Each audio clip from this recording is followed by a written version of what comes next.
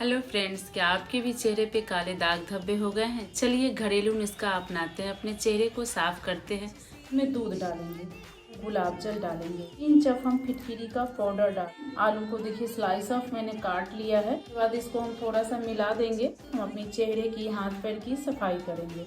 तो आप देख सकते हैं मैं अभी अभी सो के उठी हूँ, चेहरा वॉश करके आई हूँ। देखिए मेरे चेहरे कितने डल हो गए हैं, बेजान हो गए हैं। ये आलू हमारे चेहरे को अच्छे से साफ कर देता है। तो आलू में आप इसको डीप करके उसके बाद आप इसको लगाइएगा अपने चेहरे पे, तो ये ज़्यादा फायदा करेगा। ये आँख के नीचे आलू का जूस और फिटकरी पाउडर बहुत अच्छा होता है हमारे डार्क सर्कल के लिए। तो ये नुस्खा आप लोग आजमा कर देखिएगा, काफ़ी फायदा करेगा ठंडी के दिनों में आपके चेहरा को साफ क्लीन करने में। वीडियो को लाइक और चैनल को सब्सक्राइब जरूर कर लीजिएगा। तो आगे आप लोग को इसी तरह के आसान वीडियो और टिप्स देखने को मिलेंगे। Bye bye, take care.